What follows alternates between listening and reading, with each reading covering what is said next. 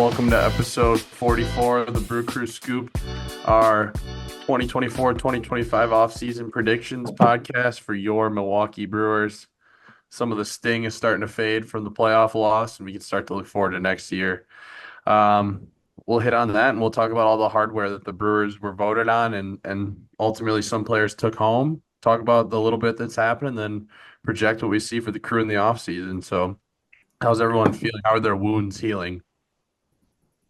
Um, actually, I had to delete Twitter because I just couldn't take any more like Brewers talk for a while.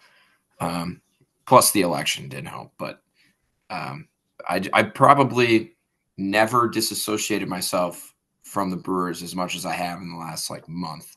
That loss, it has stuck with me, and it has left quite a bit of scar tissue. Yeah. Yeah. I feel like it's now been long enough that I'm just about to restart the cycle. What's so funny? Well, Scoop changes background. Oh, how's Milwaukee? yeah. Anyways, yeah, no, I feel like we're back in the cycle of common Brewers off seasons. Service must be terrible in Milwaukee. There he is. It's those poverty Brewers, man. They can't get you Yeah, into a router or what? Yeah, yeah.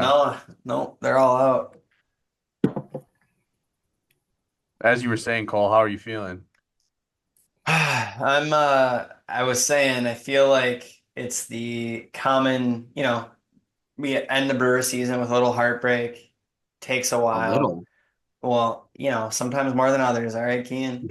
And Yeah. then now we're back in the cycle of starting to get a little optimism. Curious what the hell the offseason is going to look like when we're spending pennies and see what we can drag in. But yeah, same old here in Milwaukee. Why? How are you feeling out in the Bay?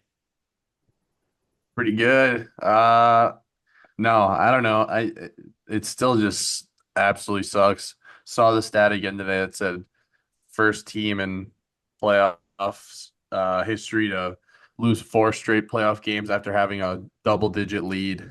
Um, I really want to tweet. I haven't tweeted any highlights this offseason yet. I was giving it some time, but I really want to tweet all of our home runs from the playoffs because they were all so electric, and it just sucks that I feel like we can't even really celebrate. I'm like, Chourio's home runs were so sick. The two in game three were awesome. Like, but we just can't like.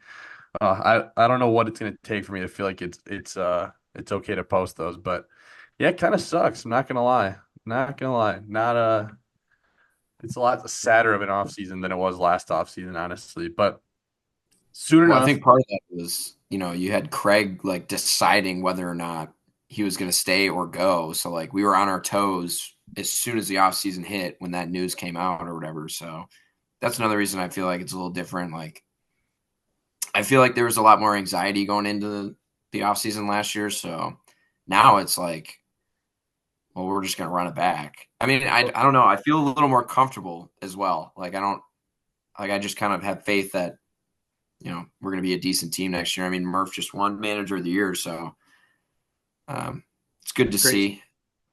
crazy to think before this year we had really low expectations, and now we're like more heartbroken than ever. But it's just the way they do it every single year. Like, It's like clockwork. I mean, it's a hmm little different. It's especially the one thing that I was really anxious about this year is to see how many of the staff, the coaching staff that Craig was going to pluck.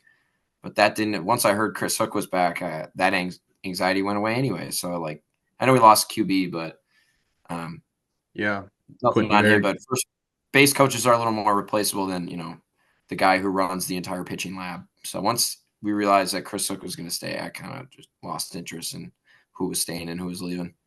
Quintenberry to the Cubs and Walker McKinnon to the White Sox. Two coaching losses that just happened. You foreshadowed it.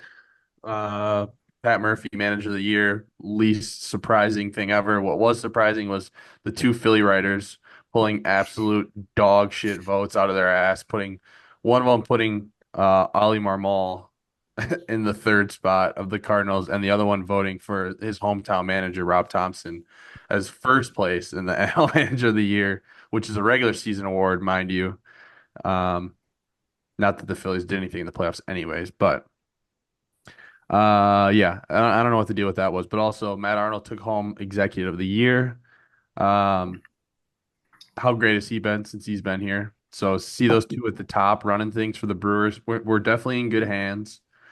And then Sal won the Gold Glove, Turang won gold and platinum, and then the team won the Gold Glove. And Cooper Bratt won the minor league Gold Glove at shortstop. A lot of good defense. And then just real quick, Chourio ended up third in the Rookie of the Year. Not surprised there. Contreras was all MLB at catcher. Ended fifth in the NL MVP voting. Adames finished 10th, and Chourio even got himself one 10th place vote in the MVP voting. So three Brewers getting MVP votes. And Contreras got a Silver Slugger, right?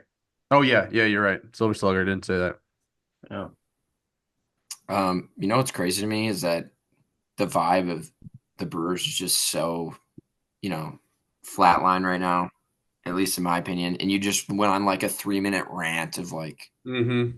all the good shit that is happening. Where, I mean, just like I said last year, it was the complete opposite, or it was only bad shit was happening. And now I feel like I was happier then than I am now. It's just, Mm-hmm.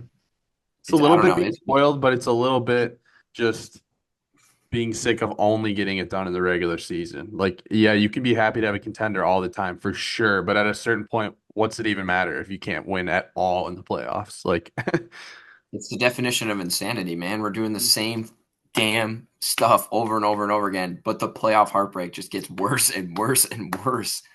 And it just, oh man, it takes a lot out of you. I actually wanted to ask you guys.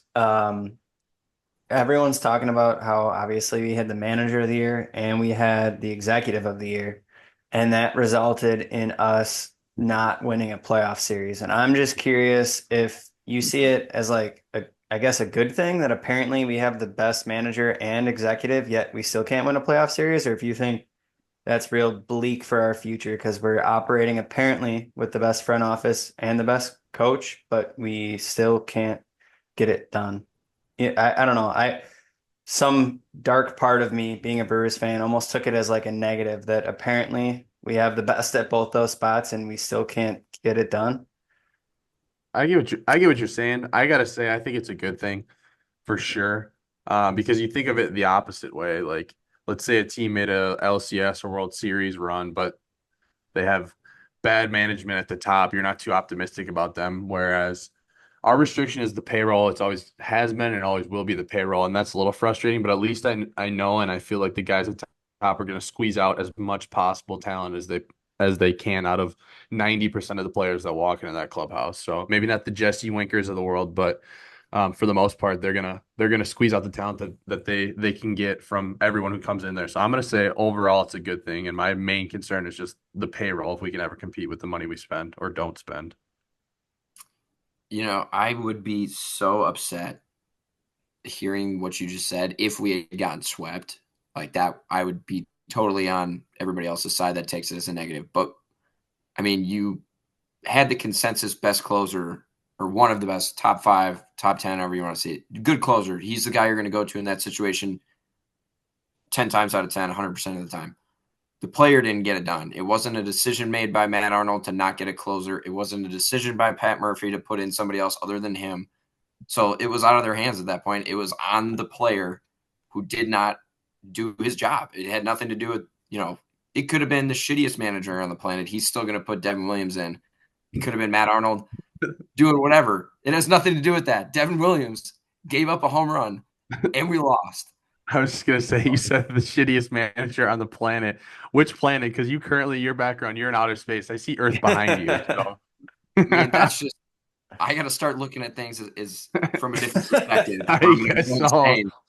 So I got to just go. I mean, No, but and yeah, I mean, yeah, I disagree. With the negative yeah, stuff. yeah. It's only positive, which is why I feel like this year or this offseason, I have way less concern, I should say, just because I know that we have one of the top 5 managers, and we have, in my opinion, at least a top 10 front office. I know sometimes those awards are hit and miss just because of a lucky year, lucky signing, or whatever, but I Yeah. still have faith in Arnold and his team. Yeah. No, I mean, obviously you'd rather have that. It's just sucks when they both win those awards and it still doesn't get us where we want to be, right? But it helps us more next year that we have those two pieces still in place. So thanks to Craig and the Cubs for making that partly possible. Can you imagine if Craig would have won? I know he took second, what, 3 times and took third another time or something. Can you imagine if he would have won all those Manager of the Year awards and we He still won nothing? deserves Like like that would sting. Like if it was consistent of year, oh, Pat Murphy wins like 3 out of the next 5, but we've made it to the NLDS once or something. Like that would hurt a little bit. But just once, I'll take it. I'll burn one of my final thoughts now because something relevant just popped up on Twitter, but just a bit outside the movie. They're Hmm. Academy Award eligible, I guess, for best documentary, which is pretty cool. And I saw someone commented said, "How can I see it?" And they just tweeted back and said they're working on a digital download as we speak. Hope to have news soon. So that's pretty cool. Um, get a chance to see that movie again. All right, let's knock out all the transactions that happened real fast. Just the relevant ones. And you guys can fact check me on this real quick. But Brewers signed Devi Garcia to a minor league deal. He's got good stuff. I'm pretty optimistic about him hitting the pitching lab. So probably a reliever, but he had a little bit of time starting with the Yankees, I believe. But kind of an electric arm. I'm excited to see that. Hoskins picked up his club option or player option, I should say. Not a surprise there. Willie declined the qualifying offer, so he's officially uh, a full free agent now. And we have that compensatory pick tied to him if we lose him. And then I did see a couple of big farm arms from this year that we mentioned a lot. Logan Henderson and Chad Patrick were both added to the 40-man roster ahead of the Rule 5 draft. So guys that I think we'll likely see at some point next year, and they showed nothing but promise this year in the minors. Anything else relevant that I missed? I don't know. I feel like not too much has happened. I They know, had a couple minor like, league contracts, but yeah, there's been a few. yeah, I know Gary Sanchez got bought out too, that I'm just thinking of. Frankie took his buyout, but that was like obvious that we weren't going to pick it up for 20 mil. Um, I guess, Yeah, did we talk about Colin Ray last time? That would be the only other one. I don't think we did. I Okay, don't think yeah. we did. So But Colin Ray, that's kind of a big one, even though he ended the season poorly. But I guess technically he got waived and released. No one claimed Yeah. him. Um, $1 million buyout, I believe, will still have to be paid. But kind of a little bit of a shocker because before like September of last year, I thought there was no chance, and I'm fine with it. He was due like 5 million, and um, seems like the lease kind of caught up to him finally, and he's not super young either. So appreciate Colin Ray for his time here, but I think the timing was right based on the money. yeah, I agree. Yeah. It sucks, but he'll find somewhere else to give it a go and we'll He'll latch on yeah. Chicago or Miami. He could definitely find a home there. Los Uh, Angeles Angels. Yeah. And I think some of the other minor league signings, what is it, Natoli, pitcher from the Mets, who I think there's obviously enough upside. We took that reach. There was also a guy named Rynel Delgado, I believe, who I was looking at, who's now older minor leaguer that plays third base. Not saying he'll be our starting third baseman, but I'm imagining he'll get a go at camp, and who knows, because we might have a spot to fill on the infield, unless they're moving Gold Glove Sal Frelick back into the infield. I think you're forgetting on the transactions chart here. I'm looking at the Brewers website. They did activate Ollie Dunn That's true. Ooh, option. That's true. That's true. good stuff. Good stuff. It's all about that swing speed. Dude takes All right, well, hacks. previewing our projection section of the podcast. Just wanted to throw out there that the approximate figures for the payroll, the best I can figure out, um, post COVID was in 21, 99 million, which was I think was due to a little bit of the COVID situation. But then the 3 years after that, so the three previous years to now, 131, 125, and 115. So I expect them to sit somewhere around maybe 110 or 120, hopefully going into it. But there is a big question mark with the new TV deal. Sounds like it'll be a lot better for viewing, where MLB is going to take over, but we don't know what that's going to mean money wise as far as Mark, what he thinks about it. So just keep that figure in mind, I guess, as we go. And does anyone want to volunteer to go first?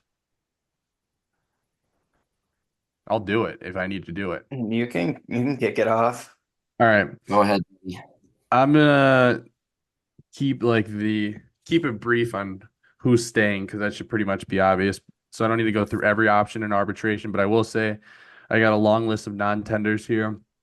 I think Hobie, Bowers, Wilson, Hargett, Hicklin, Tyler J, Rob Justrisny, Bukowskis, Capra, Collins, and Monasterio likely get non-tenders, and that saves us about 13 million. I think that we probably end up non-tendering Yoel unless he signs for cheaper because his projection was 4.6 mil, and as good as he was, that just seems like more that we want to pay for a middle reliever probably.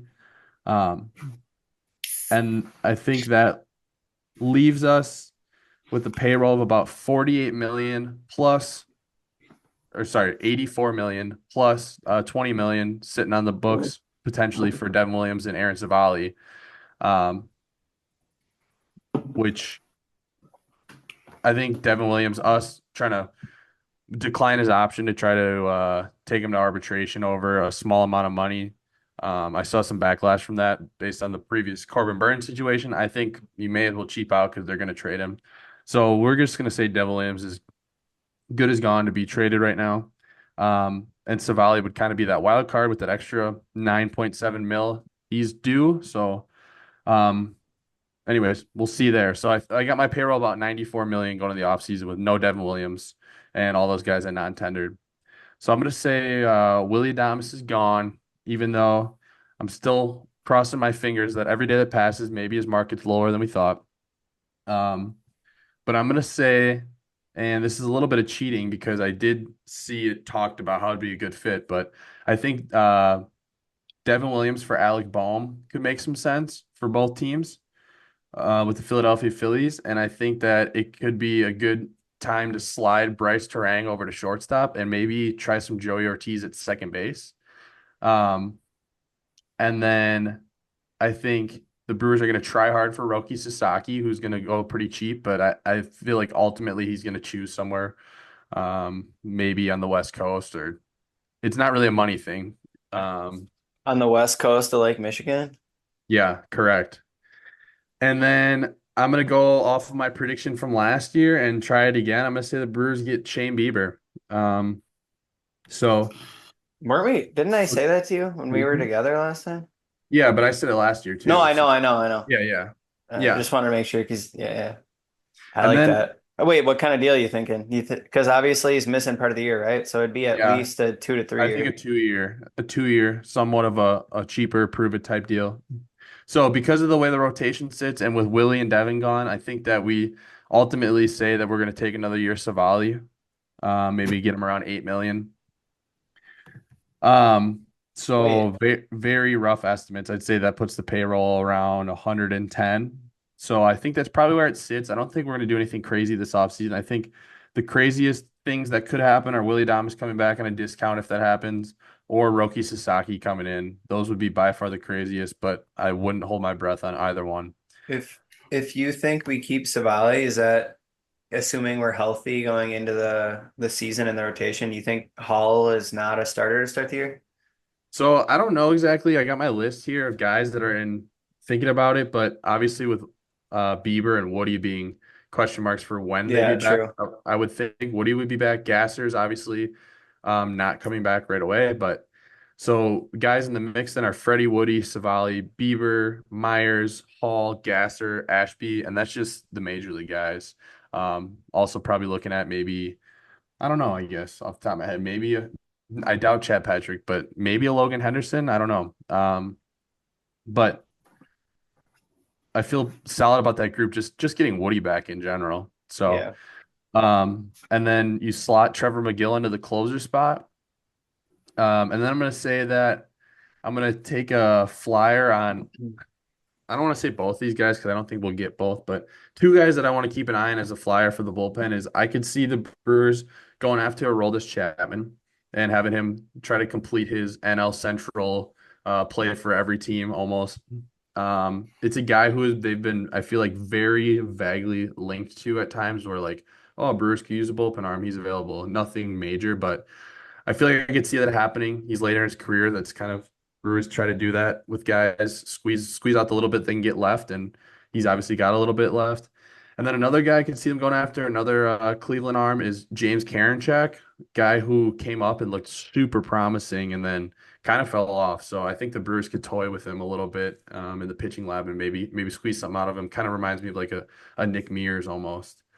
Um, so yeah, I'm gonna say they grab one of those guys, and that pushes the payroll to about that 115-ish million that I talked about. And um, you lose Willie and you lose Devin, but you get back Alec Bohm and strengthen up the pitching staff a little bit. And let's face it, the lineup looked pretty solid last year. The defense was obviously really good. Catching wise, you got Carroll hopefully factoring in at some point. So in the meantime, Haas will take over the backup role with Gary Sanchez out, and I think that they're comfortable with that going into the season. So um, that's what I'm going to leave it at. That's my prediction. I guess I will go next. I agree with most of what you said. Um, I do think Willie is gone. Um, I do think Devin is gone as well. I didn't get a trade for that one. I remember how poorly my Corbin Burns trade was last year, so didn't even want to speculate, go through all that, all those minor leaguers for nothing. Um, I do think something that you didn't mention. I think they do try and get rid of Aaron Ashby somehow. I think his situation is as a reliever these days, or he would need like enough time and innings on a major league mound to figure it out, and neither of those would work out for us. So I think he's treated in like a salary dump, kind of like I always bring up Corey Knebel, a guy who's getting paid $4 million, pretty much worth it to every team except for small market teams. So if somebody wants to take like Chicago, we mentioned the White Sox are, a big market team who have innings that need to be eaten. Okay, we'll throw Aaron Ashby out there and give us a 16-year-old who hasn't even been to the States yet. He's all yours. And then I said for my signing, I don't think the Brewers do much. This is another reason why I think it's a little more of a boring offseason. The team's pretty much set a little bit, in my opinion, minus a couple smaller moves.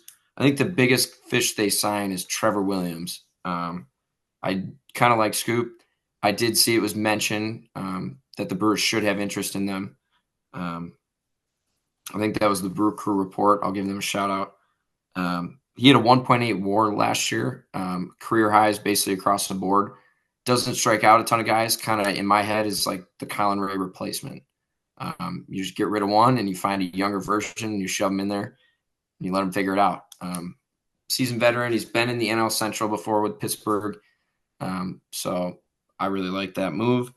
And other than that, I am interested to see, not in a player side, but who turns out to be the first base coach next year. That was one thing I wanted to go out and look and see who would even be an option for that, but I did not know where to look. So I'm curious to see what you guys thought. Ian, you used That to pretty hold much, that down, baby, in college. You were the first base coach for a while there. Well, break up the hey, Scully, go to tryouts.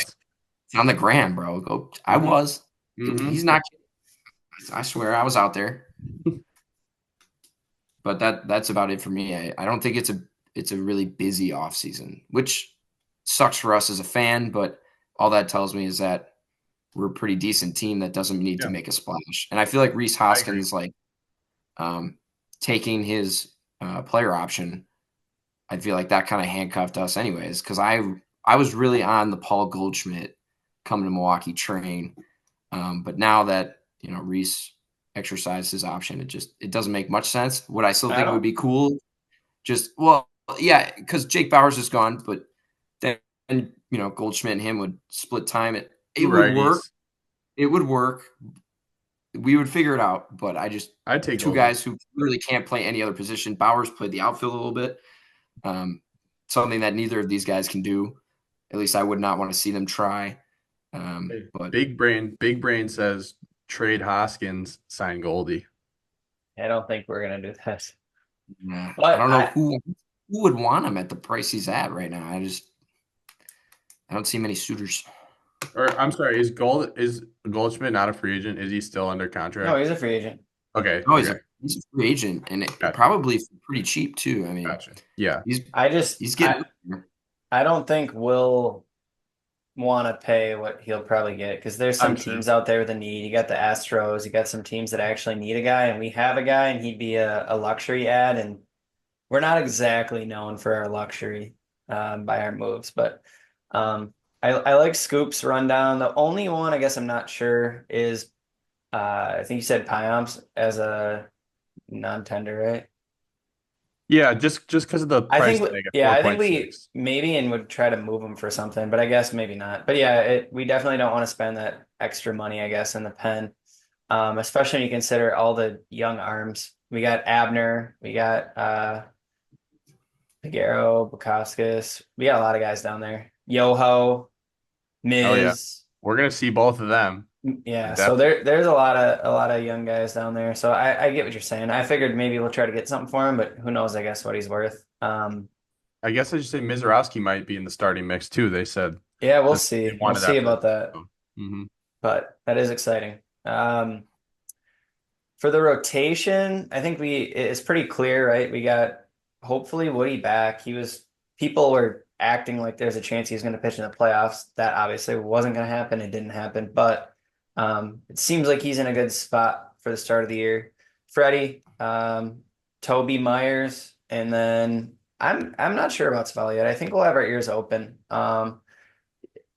Spending what is he's like projected nine something? 9.97 was the Yeah. RPM. So I mean, I don't think we really want to spend that, but at the same time, if I mean that's not a bad deal for the player he is.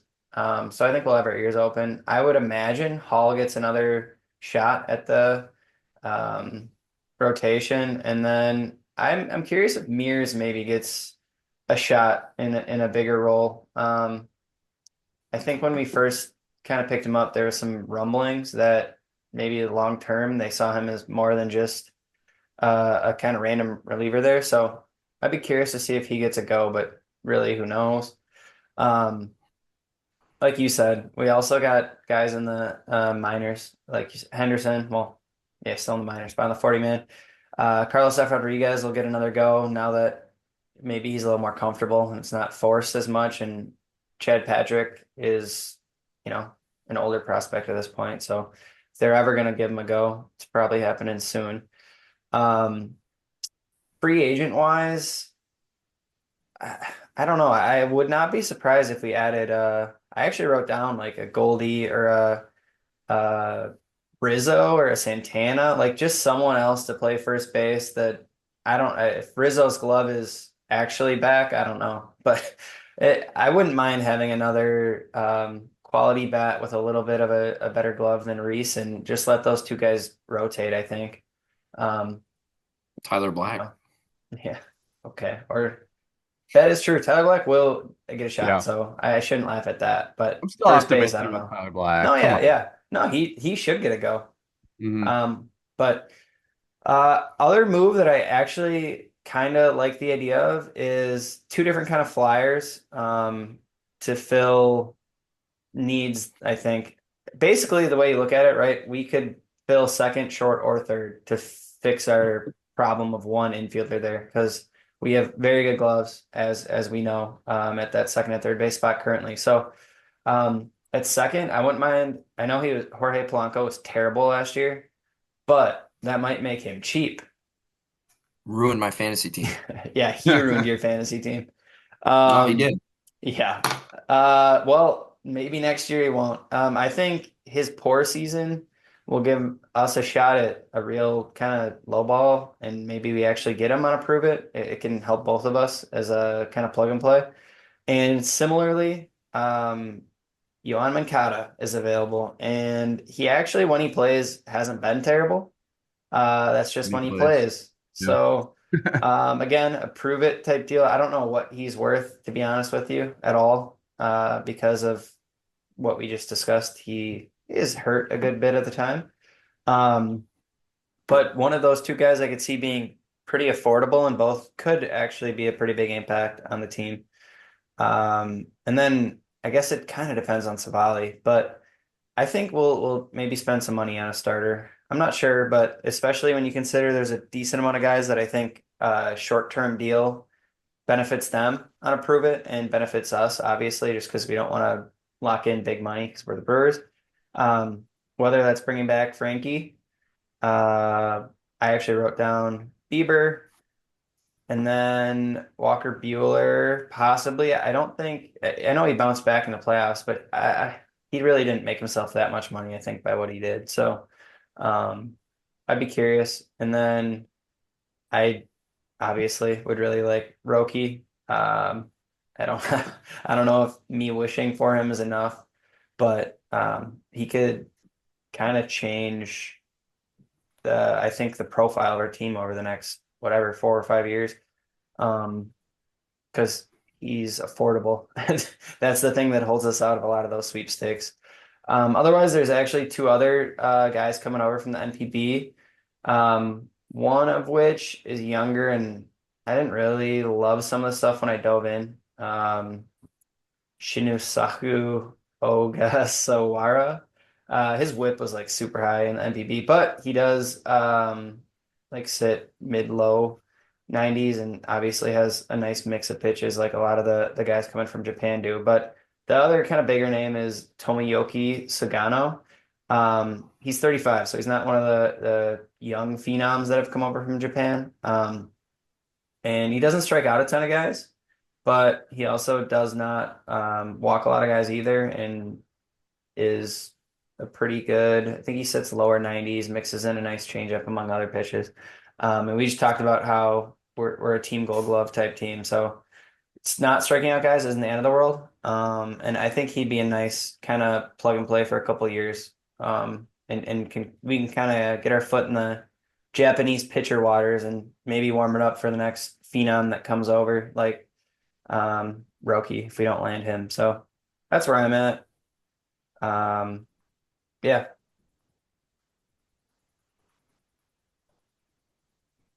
Yeah, Roki would be so nice, but it's kind of like a total crapshoot. Um, Yo Moncada, who knows? It sounds like the White Sox only employ people who last researched baseball analytics and such in like 1985 because of Reinsdorf. So maybe their training staff is just like all 85-year-olds. So maybe on a different team he'd be fine.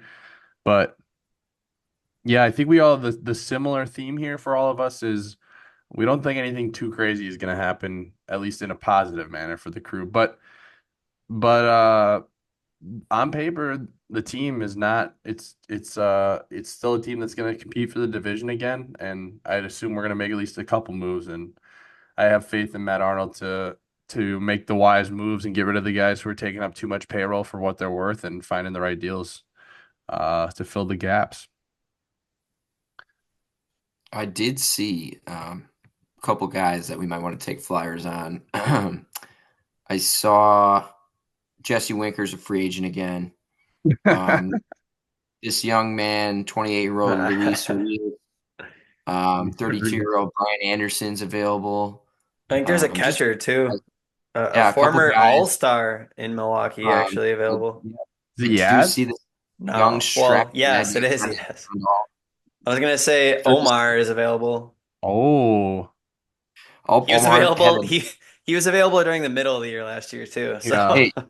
There is another former Brewer on here that's pushing 40 that had a negative 2.3 WAR last is year. he a really good defensive catcher in his prime? Yes, his name is Martin Maldonado. Martine. is available. I'm looking at the MLB free agent tracker, and it has them in order by WAR, and the bottom two are Omar and Martin Maldonado. Give me They're the catchers last year that are free agents. give me Carlos Santana back. You mentioned it, Cole. I'd be sick. I do like On a that. 1 year. Sad they didn't get him last year. He had a 4.5 WAR season Yeah, last he year. was Yeah, good. I'm set. He won the Gold Glove, Hindsight. right? Yeah. Hindsight. Hindsight's a bitch because we were very excited about Hoskins over Santana, but fuck, that didn't work, huh? I mean, There was a it chance wasn't. when I thought we could have had both.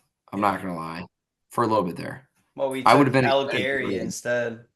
Yeah, I'm true. curious if they roll with Haas this year as the two, or what Harold we got do. hurt pretty early last year, I feel like. Yeah, he did. So yeah, we'll see. We'll see. You know All who right. I miss? Ooh, Manny Pini. man, Me too. pineapple. Just just a guy you could shove out there every day or Hmm. once every 14 days, and he would I just thought produce. thought you were gonna He would say you just missed Jonathan Lucroy. oh, don't I don't. You're not gonna get started on Luke Ross. Political He's part of commentator part of Jonathan the Lucroy. downfall for me for Twitter. When I saw his rant, I was like, I don't want to be on this app anymore. I can't. I You got to head can't over do to it. Blue Sky, and you won't have to deal with Lucroy anymore. For the record, this Um, podcast does not endorse either political candidate or party. that's why This I'm is in outer true. space. Yeah. Yeah, Ian's All up right, here and in that outer that brings space. us to the Shockers baseball beer of the week. I'll have a brewski, Charlie. Well, there's nothing like a cold one after a long day, huh? Oh, yeah. I've been known to drink a beer or two. We have a Shockers baseball. Use the code SCOOP20 at shockersbaseball.org for 20% off of private pitching, hitting, catching, or infield lessons if you're in southern Wisconsin or northern Illinois. Beer of the week goes out to Kugel's Oktoberfest. I know it's November, but I'll still enjoy Oktoberfest. Got to shout out Liney's because bad news, Molson Because they're Coors is moving them shutting them out. down in Chippewa Falls, which is a bunch of fucking bullshit. And they're shutting down the Kugel's Milwaukee thing, I think, too. Yeah, The one right yeah. on the freeway. wait. But What? the Chippewa Yeah. Falls one is just such a vibe up in the middle of nowhere. They're going to brew it So somewhere what? else. You mean all of the Kugel's production and shoving it out of state, or what? Took him out Yep. back, shot him in the head. Yeah. Mm-hmm. What about the Kugel's fruit salads? We're still gonna drink them, Kian. We're still gonna drink the beers, but they don't make them in Wisconsin anymore. They're not going to taste the same. Probably. Probably, probably. Oh, All right. another beer that Kugel's makes. I'll give you this if you've never had it. The Winter Lager Gas. Wait, are they Probably gonna my have to favorite. are they gonna have Winter Yeah. to beer. shut down the brewery in the stadium? Way to Move that out of town? way to cross off my beer of the week for next week, Kian. Sorry, it's gas. And for our next segment, it's the Fanatics fucking suck segment. They put out a Dodgers World Series champion shirt, and all the signatures were copied over last year's Rangers. Kian, did you just body slam your whiskey glass? The hoop tea can went flying, but Uh, we'll be all right. That'll do it. What is a hoop? Crazy night for Kean. What are the college kids drinking these days, Kian? Hoop tea? What is that? Well, I gotta fucking get the can now. All right. Hoop tea is spiked iced tea. It's only 5%. Born on the boardwalk. I think we got it. Made with real black tea. Does anyone have any serious final thoughts? I'll leave it up to whoever listens to this podcast if I should re-download Twitter or not. DM Scoop and let me know. Otherwise, it will stay deleted. I know I like to tweet the fun little stats during the off season, but honestly, life's been a lot better since I stopped looking at it, for hours on hours a day during class or while driving. So You clearly don't have a 9 to 5 that you need to distract yourself from during the day. I one day I'll get it back. During the season, I'll definitely have it, but not now. Other than that, no, there's nothing exciting that's probably going to happen. Just be ready for the heartbreak of, watching that Willie Adames signs of 6-year, $150 million deal with, the Anaheim Angels or some shit just break your Yeah. heart. Where's he going, guys? Call your shot right now. I say he's going to go to the Giants, actually, but I'll say he goes to the Braves. I'll say something that I don't think I truly believe, but I don't think I'm gonna be able to predict. I'm gonna say he goes to the Mets to play third base Hmm. alongside Lindor. That would be that would kind of hurt. sick. Hmm. That would hurt. That'd That be would sick hurt, but though. it would be sick. That Yeah. you just opened another door of hurt that I didn't I even. know. Yeah. What about Corbin? Where you got Corbin going? I just Dude, saw right now he's talking to the Red Sox, I guess. I don't But like that for them. can you imagine if he went to San Francisco Or in if that he went to the ballpark? Mets. Yeah, I did see he was. I don't know who it was. Somebody on Bleacher Report said that his best fit would be in New York, just because they have money to burn and he knows David Stearns. But then again, David Stearns, Yeah. I don't know if they got beef. Might I'll have some beef. say I'll say Corbin goes to the Dodgers, which now that I think about my picks, and I'm not changing them, but Willie to the Dodgers would make way more sense. But Corbin, Southern LA guy, I've always imagined that when Well, he he, was so excited when they won the World Series. yeah, I always imagined when he left in free agency that he was going to go to the Dodgers. So even though it probably doesn't make sense for them monetarily right now, I think that's my prediction. Yeah. What about Uh, the Yankees? What if they lose Soto? They just drum up some cash? I really thought, imagine a two-headed rotation of Corbin Yeah, Burns, that'd or be. excuse me, three, a Carlos Rodon, Garrett Cole, and Corbin Burns. Yeah, And right. I was gonna bring this up. And AL Rookie of the Year winner. What do you guys think of that? I thought the rhetoric was turning to Cowser towards the end of the year, and then all of a sudden Yankees back to bias, dude. heel. Yeah, Yankees bias. Didn't they have the number three? Hauser didn't really have that great of a second half either, you're though. correct, but I Yeah. just thought it kind of turned to Cowser as the favorite. You know, if Uh, Jackson Chourio is in the AL, he probably wins that award in like a landslide. Colton Cowser doesn't have a tattoo on the front of his neck in just bold, regular font that says "God bless me." Hey, he was learning English. I know, funny.